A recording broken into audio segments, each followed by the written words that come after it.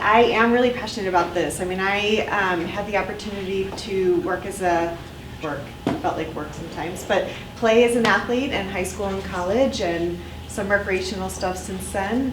And I now have two girls who are 12 and 13, and one's in sports about 20 hours a week, one's in sport 10 to 12 hours a week, and it's a lot. And I hope we can all have some, I mean, you wouldn't be here today, probably if you didn't, but have some recognition of how important nutrition is.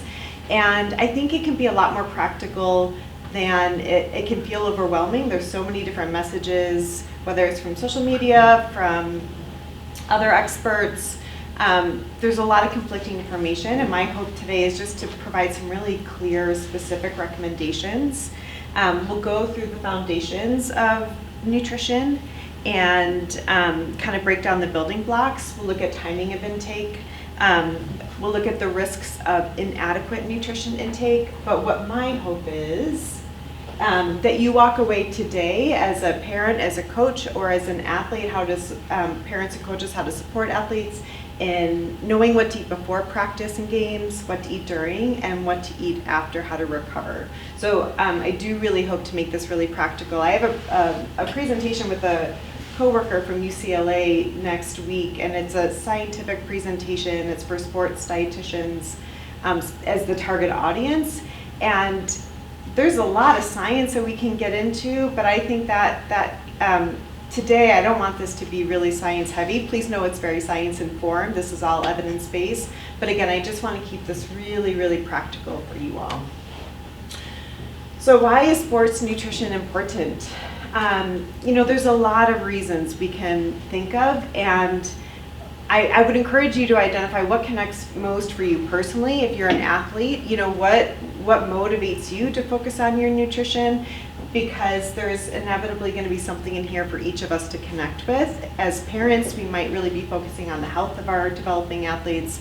As coaches, we want to help to make sure our athletes are able to train as hard as they want to be training in practice, and nutrition really is necessary for that.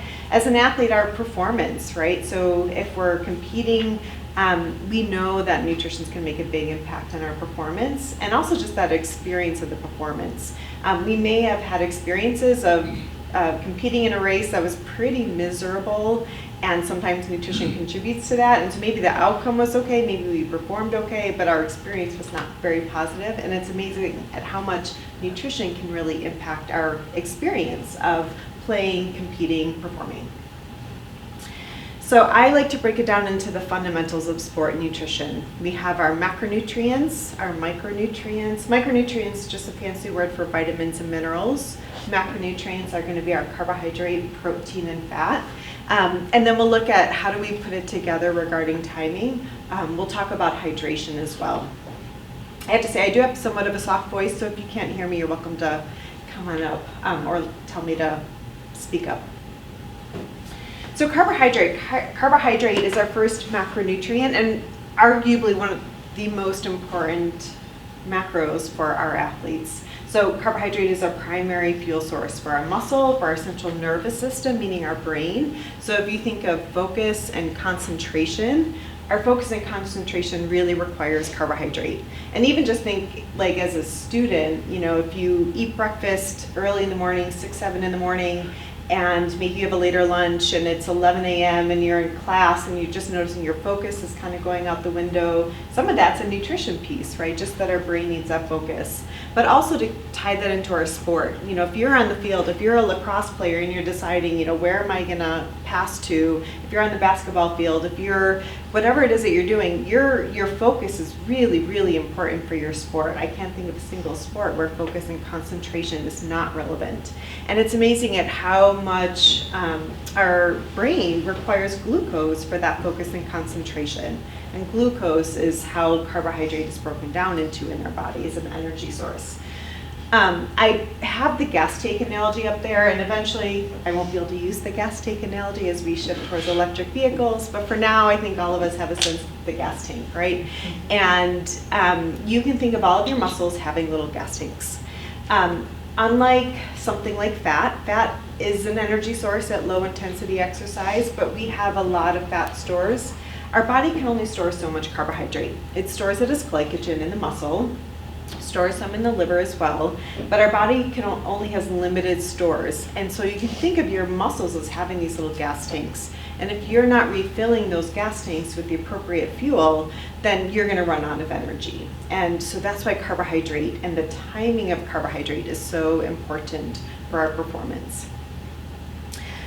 It's also, I mentioned fat is an energy source at low intensity, and so carbohydrate is our primary energy source at high intensity. So if you're sprinting, if you are doing anything that requires really high intensity power, force, output, that requires carbohydrate at that high intensity. And guess what? If you don't have that carbohydrate, you're just not going to be able to hit those intensities. And so that's why it's really important to think about not only starting our exercise with those gas tanks topped off, but to make sure that we're refilling those gas tanks if our exercise is long enough that we're starting to deplete those carbohydrate stores. So we'll talk a little bit about what that looks like. So carbohydrate containing foods, what foods give us carbohydrate? Bread, pasta. Yes, bread, pasta, all the grains, starches like potatoes. Those are great sources of complex carbohydrate. What else? Fruits, vegetables. Yep, fruits, vegetables. Those have both some simple and some complex carbohydrate. Good sources. Sugar? Yeah, food with sugar added to it. And we'll talk about there might be a time and a place for some of those foods in the athlete's diet. Anything else? You hit the main ones. Milk and yogurt have lactose, which is a simple carbohydrate as well. But grains, any grains, so bread, pasta, rice, cereal, tortillas, all great sources of complex carbohydrate. Fruits and vegetables, especially starchy vegetables like potatoes, winter squashes, great sources of complex carbohydrate. We get carbohydrate from milk and yogurt, and sport nutrition products like gels, goos, sports drinks, bars. Some bars are really high in protein. They may not actually have a lot of carbohydrates, so you just have to read the label to see, but most sport bars do have some carbohydrate as well. And we also have fun foods that we can think of, like our desserts and our snack foods and candy. They give us sugar, which is carbohydrate. The reason why we don't focus on those foods don't have a lot of nutrients along with them. So we get carbohydrate from fruits and vegetables, but we get a ton of vitamins and minerals. We get carbohydrate from whole grains. We also get a lot of fiber. So we get a lot of other nutrients from these carbohydrate-containing foods. The fun foods are better for more occasional sources of carbohydrate, or maybe some specific right before or during sport, because they just don't provide us as many nutrients. They're not as nutrient dense, is a fancier word to say that. Protein. I don't usually have to sell athletes on the importance of protein. That's something that I think social media is pretty favorable. There's a lot of focus on protein. And I will say for most athletes, their protein consumption is sufficient. So with protein, I don't worry too much about the amount of protein an athlete is getting. We'll talk about if someone's a vegetarian, vegan, and there are ways to certainly meet your protein needs, but those would be an athlete who we might have to focus a little more on protein. But for most athletes, they're pretty aware of the importance of protein, and we see that consumption of protein tends to be pretty sufficient. It's more the timing, so we'll talk a little bit about timing of protein intake. And the other thing to think about with protein is that it has a lot of functions. So when I talk to an athlete who's out of season and maybe they're not training as hard, sometimes there's this perception that I don't need protein because I'm not really training right now. I don't need to build muscle. And while protein is certainly important for muscle, it's important for bone, it's important for our immune health, it's important for our fluid regulation. So protein does have a lot of functions in the body in addition to just building muscle. We just like to focus on the timing of protein intake. Now, lots of foods provide us with protein. We have our animal sources, and almost anything other than butter or gelatin, anything that comes from an animal will give us protein. So we have our dairy. Higher protein dairy foods will be foods like milk and Greek yogurt. Cheese has some protein. Any meat, fish, poultry, good sources of protein, eggs. So our animal foods provide us with protein. We also get protein from plant foods, nuts and seeds, beans, legumes, soy foods, tofu, tempeh, edamame, all great sources of protein.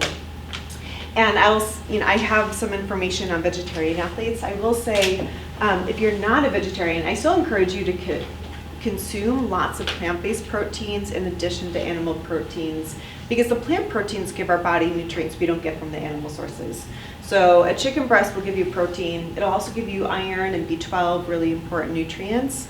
A black bean will give you protein, but it gives you fiber and potassium and magnesium, nutrients you don't get from the chicken breast, right? So it's just good to get a diverse source of proteins and not just to focus on animal sources. With protein, timing is really important. Our bodies don't do well just getting a lot of protein at one time a day and then going long periods of time without getting protein. So the goal with protein is to have it pretty evenly spread throughout the day.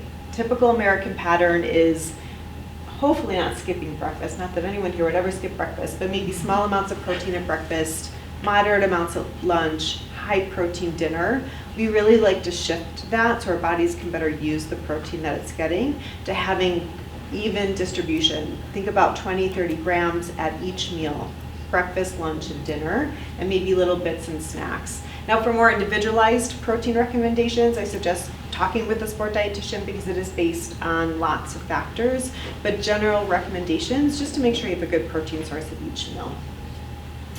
For an athlete who's trying to focus on gaining, building lean muscle mass, having what we say a bolus, so just a large amount of protein, at least 10 to 15 grams, let's say, but could be a little bit higher, right before bed is advantageous for athletes who are actively in a strength training program.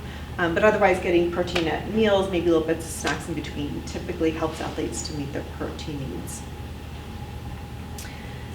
So for any vegetarian, vegan athletes here, or coaching staff. So I think if you are ever working with an athlete who is a vegetarian, vegan, they can meet their protein needs with plant-based sources. It's just they have to be a lot more intentional. So a cup of beans, or a serving of beans, a half a cup of beans is going to have 8 grams of protein, whereas a serving of chicken will have about 30 grams. So an athlete's going to have 2 cups of beans, which is a lot of beans, in order to get that 30 grams of protein. So there are other strategies to increase protein intake among vegetarian vegan athletes. They just have to be very, very intentional. It is a population that is at risk of under-consuming protein, especially if an athlete's vegan. Again, it can be done, it just has to be very focused and intentional. And then if an athlete is vegan, they should take a vitamin B12 supplement because that's only available from food, from animal products. I have a question about that. Yeah. What are your thoughts on plant-based supplements for protein? Yeah, I think they're a great option. Like Orgain protein powder is a plant-based protein product that's pretty high quality. Pea protein, soy protein, pretty good quality. It's if the quantity is sufficient, then quality is less relevant of protein. So if an athlete is consuming enough total protein, even from maybe slightly less quality sources, like whey is an animal high quality protein source, and that's really helpful if an athlete's not getting enough protein. But if an athlete's getting total sufficient amount of protein, then having less but still decent quality protein sources from plant foods is great. Yeah, good question. So fat, I think we've luckily moved away mostly from the belief that fat is bad for us. For any of those who grew up in the 80s and 90s, there was really a popular low-fat phase, and I think we've learned that you don't need to follow a low-fat diet to be healthy. Rather, the goal with fat is focusing on healthy sources of fats. So we can think of polyunsaturated fats, monounsaturated fats. Just know that unsaturated fats are going to be a much healthier source of fat. These are the types of fats that we'll find in olive oil and other types of oils, avocado, nuts and seeds. Our plant-based sources of fats tend to be much healthier. Conversely, saturated fat, that's the type of fat we get from dairy products, high-fat meats. That is the type of fat that we want to reduce our intake of. We don't need to cut it out completely from the diet, but the types of fats that we get from ice cream and red meat is the type of fat that we want to reduce our portion sizes of. But overall, fat is an important energy source for athletes. Athletes who are following low-fat diets risk not getting enough energy overall, so we just want to focus on the healthier sources of fats. And as I mentioned, it is an important energy source at low intensity. All right, and fluids. Fluids are so important, and there's a lot we can do as athletes to manage our hydration, but we have to be thinking about it. And as coaches, there's a lot of prompts we can give our athletes to remind them to be hydrating during practices that can really help their performance. And as parents, just the simple reminder of, hey, did you take your water bottle with you to practice today? Do you have a water bottle with you? But fluids are really, really important. So when we think of fluids, fluids are what help, when we drink fluids, they help our blood to distribute the energy that we get from even just oxygen, distributing that energy throughout the body, distributing energy from our food sources, our vitamins and minerals. So we really need adequate hydration.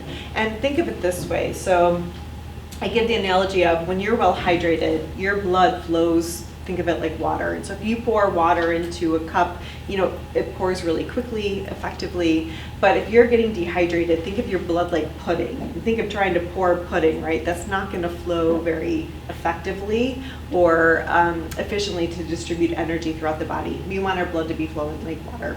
So drinking sufficient fluids. Now, all fluids count.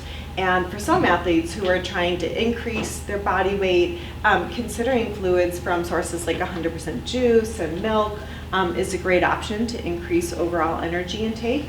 And all athletes benefit from getting lots of water as well. So water is a great hydration source. And sports drinks has a time and a place. If an athlete's heading into a hot training session, like heading out for soccer outside in the hot summer months, we would like to think of electrolytes because they help to replace the electrolytes we lose in our sweat. So sports drinks are a great source of electrolytes. Sports drinks is great for a long training session, regardless of the weather. If we're going to be training for 90 minutes or more, we need some carbohydrate and we need some electrolytes as well, and we can get that from sports drinks. We don't have to get it from sports drinks. Some athletes choose to get their electrolytes and carbohydrate from foods and then drink water, and that can work too. But we just need to think about those different nutrients. Now, we're sitting on the couch watching TV. Do we need sports drinks? Probably not, right? So there's a time and a place for sports drinks. I get asked about energy drinks, and I will say the American Academy of Pediatrics recommends that all athletes avoid energy drinks. And there's just not a lot of performance benefit to them. There could be a potential impairment to your performance. It can cause athletes to be really jittery. There can be a really variable heart rate response to energy drinks. They can have high amounts of stimulants and caffeine, and they're not very well regulated. So we do caution athletes against drinking something like an energy drink, and instead drink a sports drink that we know has a proven performance benefit. Caffeine. Now, in the sports nutrition literature, you'll see that caffeine does have what we call an ergogenic effect, which means it's performance enhancing at appropriate amounts. However, the research has been on adult athletes, and so for developing athletes under 18, American Academy of Pediatrics recommends that any athlete 12 and under, not just athlete, but any individual 12 years and under avoid caffeine-containing products. And that includes sodas, Dr. Pepper, Coke, Pepsi products, those have caffeine. So it's recommended to be avoiding caffeine if you're 12 years old and younger. If you're, or under 12 to 18, about 100 milligrams a day is an appropriate amount. And that'd be like 2 servings of a soda. 2 8-ounce servings, keep in mind. So serving size can matter, and 20 ounce is gonna have a little bit more than that. And with caffeine intake, for anyone who's consuming caffeine, thinking about the timing of intake, it can really disrupt our sleep 12 hours after consumption. So we recommend consuming caffeine no later than around 12 or 1, to, especially like the day before an important event, because you don't want it to disrupt your sleep so that you're not getting a good night's sleep before an event. So caffeine does have a long half-life, and so we just think about the timing of caffeine intake. Pause there for a second. Any questions on fluids or on the macronutrients, carbohydrate, protein, fat? Okay, and we'll have some time at the end for questions and answers as well. And then the athlete's plate. I think this is what I hope to help make some of this material a little bit more practical thinking about how are you setting up your plate on a daily basis. And this is all 3 plates, right? This is breakfast, lunch, and dinner, because hopefully you're having 3 meals a day. You know, skipping meals is not a great idea for athletes, and that's just because if you're skipping breakfast, and I understand it's one of the most commonly skipped meals, especially among the adolescent population, and the most common reasons are individuals wake up not feeling hungry, or they're pressed for time, but there are strategies to overcome both of those. We can actually train our stomach, our digestive system to get used to eating breakfast. And so if you're someone who skips breakfast because you're not hungry, if you start with a half a banana, but you do it every day, and then you have the whole banana, and then you have a piece of toast, you can build up your ability to tolerate and eat breakfast, and actually you'll start to wake up hungry if you get into that habit. So we can really build those habits in a way that help us, and having grab and go options can be a great strategy for ensuring that you're not skipping breakfast. But for athletes who skip breakfast, you're then relying on just 2 meals to get all of your energy, protein, carbohydrate, fat needs, vitamins and minerals. And typically we find that with athletes who are skipping breakfast or skipping a meal, it just doesn't give them enough opportunity to get all the nutrients and energy that they need in. So when we think about the athlete's plate, for a moderate training day means anywhere, let's say, from like 1 to 2 hours of training, maybe less than an hour if it's higher intensity. But if you're training around that, 45 minutes to 2 hour time frame, the moderate plate is a great approach. And you want to think about a third of your plate coming from those really important complex carbohydrate sources, your breads, your pasta, your rice, your cereal. A third of your plate coming from protein foods. So it could be meat, fish, eggs, yogurt, legumes, beans, nuts, all great sources of protein. And then a third of your plate coming from fruits and vegetables. And some meals might be all vegetables, some meals it might be all fruit. That's fine, just a third coming from fruits and or vegetables. And having at least 8 ounces of fluid on the side, maybe closer to 12 to 16. So here's an image that we use with our Olympic athletes, just to show kind of more practically what that looks like. This is just a demonstration of that plate from the previous screen. And we use this for our Olympic athletes, but it works for all athletes, right? That a third approach. A third of your plate coming from complex carbohydrate, a third of your plate from protein, a third of your plate coming from fruits and vegetables. So just thinking about at breakfast, lunch, and dinner, and maybe as an athlete, if this is pretty different than what you're doing, maybe your goal as a starting point is just to say, do I have one of each, right? At every meal, do I have a fruit or a vegetable? Do I have a protein source? And do I have a complex carbohydrate? And that's where you start, and then you can start to refine it more into those proportions. Now, as our training volume increases, which of these 3 groups do you think we need to get more of? So let's say we're going to have a practice longer than 2 hours, or it's a tournament day. Maybe we have 2 soccer games, or we have, some other tournament setting. What do you think is going to have to increase from this plate to meet our needs? Complex carbohydrate, yeah, because that's our primary energy source. And so for hard training days, we want half of our plate to be coming from those complex carbohydrates. And that's, again, is just to make sure that we're getting enough energy. So same groupings as the previous, but it's about the proportions on our plates. And it's those complex carbohydrates that we rely more on for energy. Now, snacks are really important. Many athletes, especially who are training a lot, just aren't going to be able to eat enough at their 3 meals a day to be meeting their energy and nutrient needs. So snacks are a great way to supplement what we're getting in between.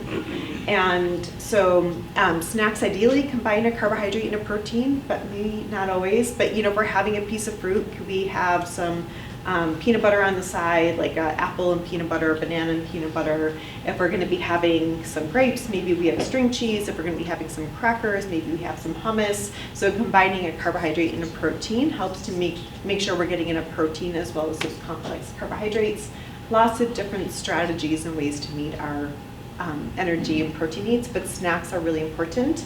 And any athlete who has a bag, I don't know very many athletes who don't have either, their soccer bag, their cleat bag, their basketball bag. Have some shelf-stable snacks in there with you. Have whether you like Clif bars or whether you like the Nature Valley granola bars, whether you like the fig bars, have some shelf-stable snacks in with you so that, you know, if you have some time, we'll talk about what to eat during practice, but you have some options with you. But maybe school lunch wasn't awesome that day, and so you have a backup option in your bag as a good snack to help supplement what you maybe didn't get with lunch. All right, so timing of intake. What to eat before? So ideally, if an athlete is training after school, they probably have a lunch a couple hours before that time. And so lunch should look like that athlete's plate. If it's gonna be a long training session, they want half of their plate to be coming from complex carbohydrates. Moderate training session, think of that third profile. And just different examples, there's lots of ways to ensure that we're getting sufficient complex carbohydrate, protein, fruits, vegetables, lots of meal ideas. But thinking of the importance of having that lunch meal packed and prepared. And then let's say lunch is at 11. Anyone here have a really early lunch? I mean, I know one of my daughters has a 10:30 lunch, yeah. And so, especially for those early lunch, it's really important to pack a really good snack or go home and have a really good snack if you have practice after school, because that's been a long time. And so you want to make sure that you're not just having like a banana, but maybe you're even having a peanut butter and banana sandwich before your afternoon practice to help make sure that you're topping off those gas tanks. But 1 hour less, getting a good snack in with carbohydrate is the primary focus. Here's where simple carbohydrates do have a time and a place for athletes. If we're eating right before, let's say, we're running home from the bus and we're heading right to practice and we have 30 minutes, that's where something that's really easily digestible is really important. So when I say easily digestible, it can be those simple carbs like fruit snacks or the fruit packets like the applesauce packets. It could be a sport nutrition product like a gel or a goo. Even some food sources like Fig Newtons or pretzels, if you know they sit well for you, those can be easily digestible as well. But right before training, we want something that we know is going to digest really quickly. So we love whole grains, they're great, but we may not want a big bowl of oatmeal 30 minutes before practice. Then you want to think about starting to replenish those gas tanks, because those gas tanks are going to start to become depleted at that 60 to 90 minute mark, depending on the intensity and volume of that training. Again, we want something really quickly digestible. So sports drinks is a great option because it does provide our bodies with carbohydrate, electrolytes, and fluids. Maybe we bring water, but then we have some gels or goos, or maybe we have water and we have some bananas or apple slices. But think about things that sit well for you, but pack something and have some shelf-stable options in your bag so that you can have if it's a longer practice. And then right after we want complex carbohydrate and protein. The focus tends to be mostly on protein, and protein is very important in our recovery nutrition. But complex carbohydrates also, and I say complex, just carbohydrate generally, is also really important. Our body can't put the protein towards muscle rebuilding and muscle synthesis if it's not also getting carbohydrate. So we want to get both. We want to rebuild those muscle gas tanks as well as get some protein to help rebuild and repair the muscle tissue. And so if an athlete is going to be going right home for dinner, that might be completely sufficient. But if an athlete finishes practice at 5, dinner is until 7, then having a snack right after practice is really helpful. Could be even something like chocolate milk. It could be a protein bar with some fruit. It could be some Greek yogurt and some fruit. So lots of ways to meet those needs, but getting some protein, carbohydrate right after training, and then having a good meal, thinking about the athlete's plate right after to help continue that recovery process. And then I think sometimes, when we're so focused on specific nutrients, we can miss the importance or miss the fact that maybe our athletes are not getting enough energy overall. And actually, when they do surveys of adolescent athletes, many adolescent athletes are not getting enough energy in, meaning enough calories. And that's going to have more of a detriment to their health and performance than getting enough protein by itself or getting enough, specific nutrient. getting enough calories is probably the most important component for a developing and really all athletes. And so I have this athletes pyramid here really to highlight the importance of the different groups that we're talking about.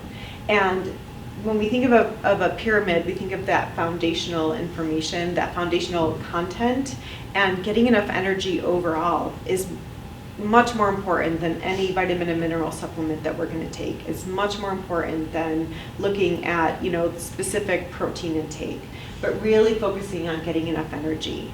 And circling back, making sure you're getting 3 meals a day helps to make sure you're getting enough energy. Getting snacks in between can help. You can work with a sports dietitian to get a better assessment of your own energy intake and what your body needs. But really making sure generally you're not skipping meals, not skipping snacks. And if you're training multiple times in a day, that you're eating multiple times in a day. And so even eating 6 times a day helps to make sure you're getting enough energy in. Next in importance are making sure we're getting enough complex carbohydrate, protein, fat. Data on adolescent athletes show that they tend to get enough protein, tend to get enough fat. Most of our, especially endurance athletes, are not getting enough complex carbohydrate. So that is something that we can help to focus on with some of our athletes. Vitamins, minerals, fiber, all really important. If we're getting a good variety of foods in our diet, we probably don't need a multivitamin supplement. So that's a common question I get as well. But if you're getting fruits and vegetables, think of that plate method. If a third of your plate is fruits or vegetables at all 3 meals, and you're getting complex carbohydrate, healthy fat sources, lean protein sources, you very likely don't need a vitamin or mineral supplement unless you have a specific deficiency. Timing of intake is important. So they have done some studies to show that when athletes get all of their intake at the end of the day compared to spreading it out, they tend to be a little bit healthier and have better outcomes when it's more evenly distributed. So timing does matter. And then supplements. I think it's really easy for us to think, I'm really going to focus on this supplement like creatine or what branched chain amino acids, or whatever the supplement might be, but you can't out-supplement a poor diet. A poor diet any day will be more relevant than any dietary supplement you're going to take.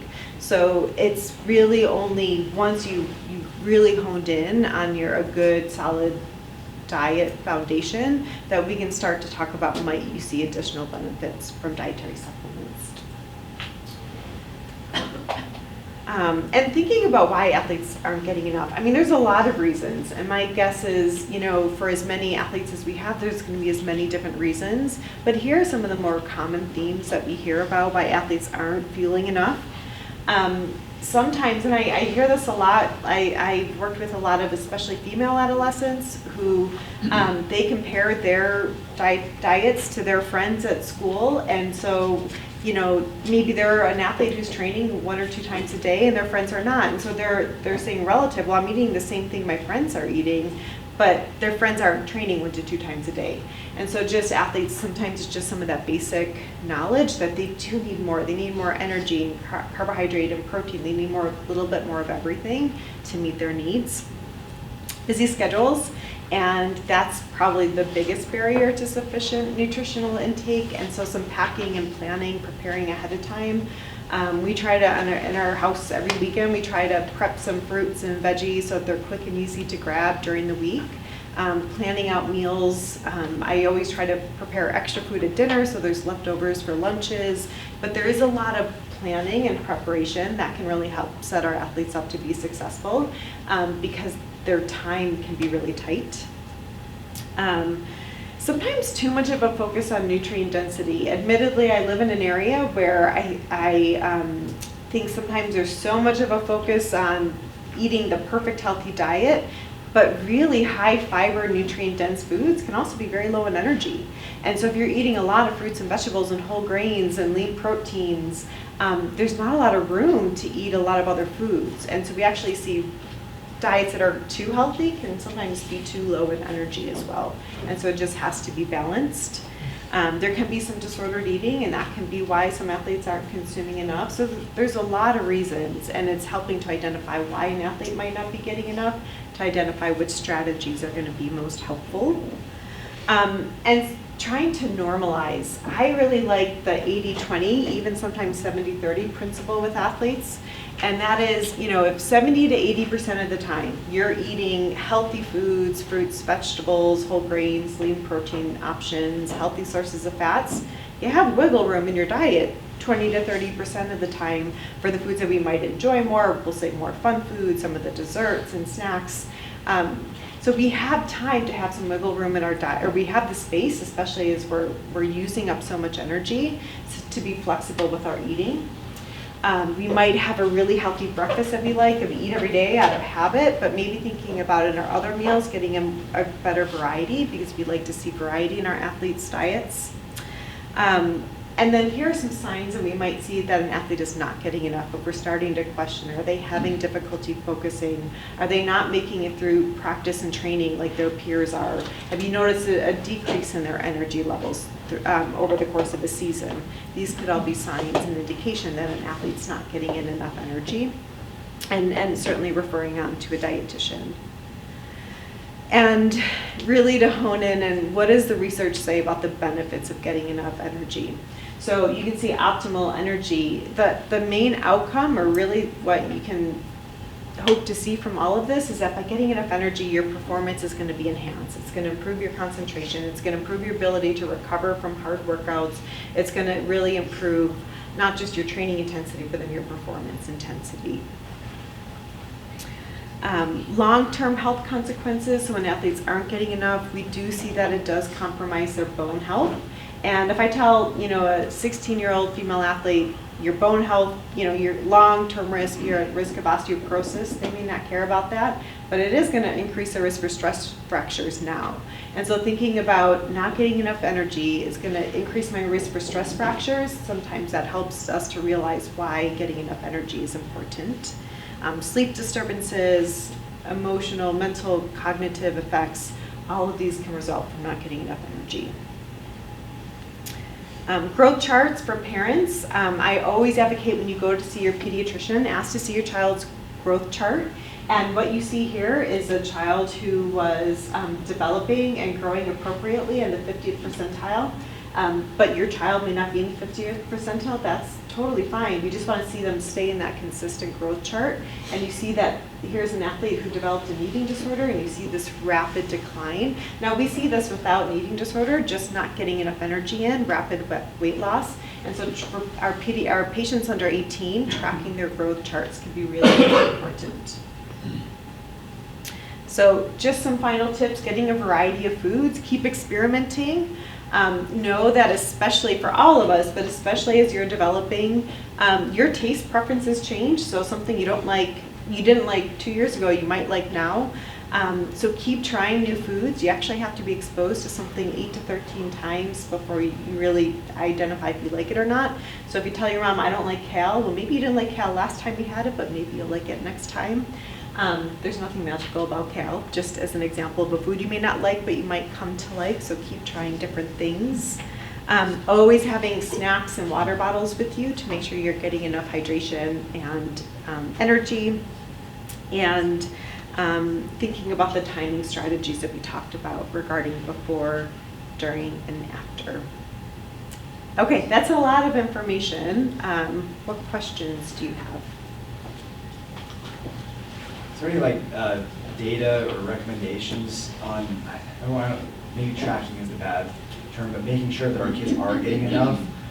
For instance, we had a daughter that missing periods, oh, yeah, type of things. We wanted to make sure she was getting enough, so I recommended maybe tracking her how much she's eating.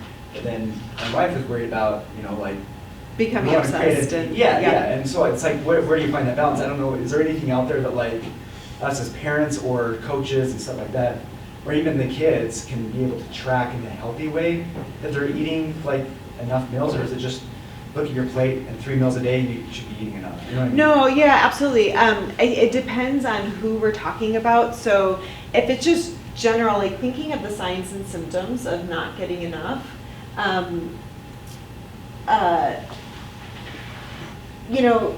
these are some initial warning signs, and so if we're starting to see energy is petering off towards the end of practice, some of these indications, that might just be like, hey, let's increase our snacks, let's focus on timing.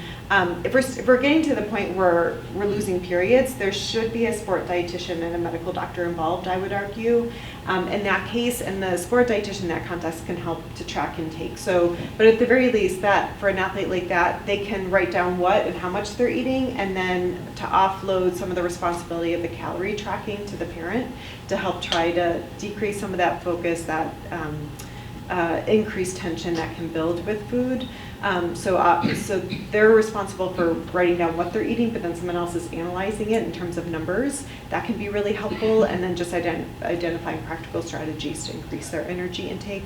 So it really depends on what stage we're at in terms of how intensive we want to be on monitoring, tracking intake. Generally, I don't recommend that developing athletes are tracking their intake just because it can become a very unhealthy behavior. Yeah.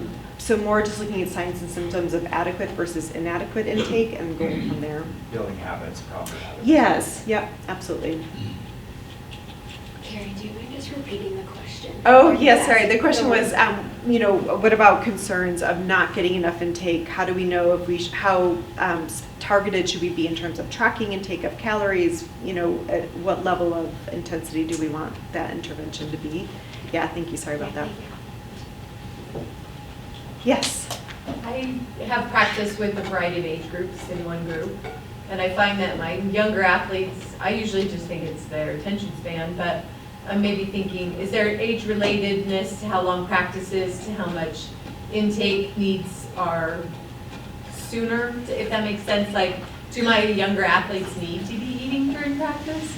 I find them snacking sometimes and it drives me crazy, but maybe that is part of a need thing for younger athletes? Do you find anything that? No, yeah, I mean, I think in terms of the actual recommendations regarding, the question is, do younger athletes need to be maybe eating more frequently to help with their energy and or focus and concentration compared with older athletes?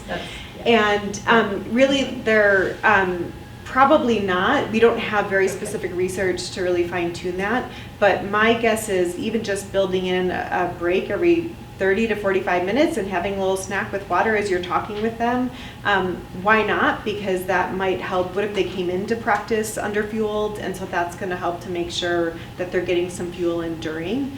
So we don't have the specific research to say yes or no to that question, but I think it's not a bad practice just to build in those habits of getting some fuel in during, and encourage them to bring some applesauce packets or granola bars, like simple things, fruit that they could bring with them. And then having that break 30 to 45 minutes, just cognitively, is probably a good idea for them anyway, to help them refocus them after you've taken that break.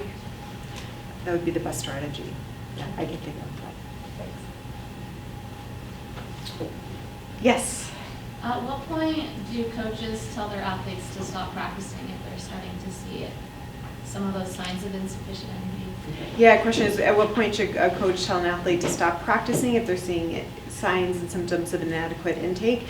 And that's where I really would recommend having them work with a sport medicine physician and a sport dietitian. They can do a more thorough assessment to see, is it low energy, is that what's going on? And then they can provide more specific guidance as when return to play is appropriate, when they need to be scaling back their activity. And because it puts sort of an unfair responsibility on you as a coach, I think, to try to be assessing all of that information. So I would recommend working with a sport medicine physician. Yeah. Was there a question over here? Yeah. Would you recommend creatine, or what are your thoughts on that? Yeah, the question is on creatine. Would I recommend it, and for what purpose? So I lift just to get stronger, kind of help my performance in lifting. Yeah, so for lifting, for building lean body mass, 3 to 5 gram, the maintenance dose, does not seem to be harmful for adolescent athletes and can help with increasing lean body mass.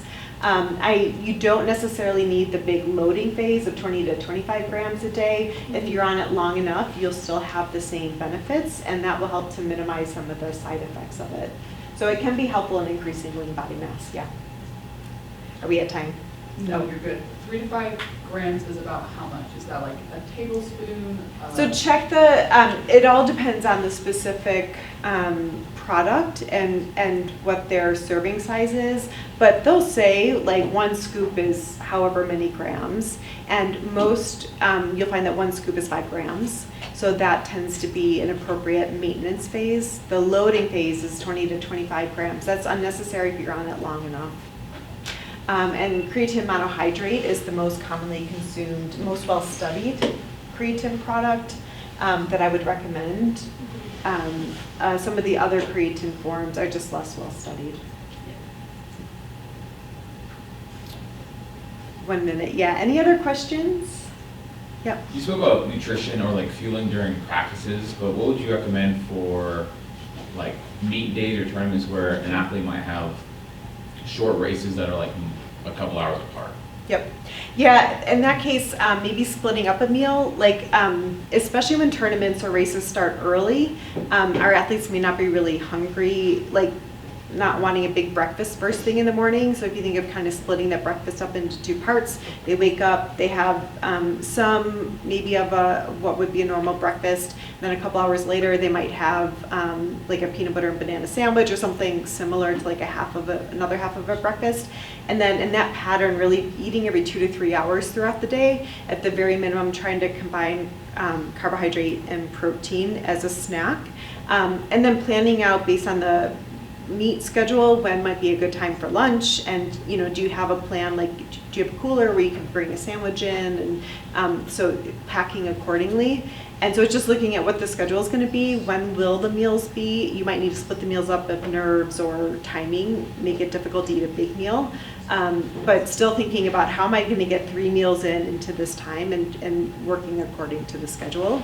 And it could be smaller, more frequent, smaller meals and snacks. That's really general. It kind of depends on the specifics, but yeah. And the question was, sorry, I didn't repeat the question. How to plan for tournaments and long meet days. Yeah. Thank you all so much for coming. Let's give Dr. Woodruff one more.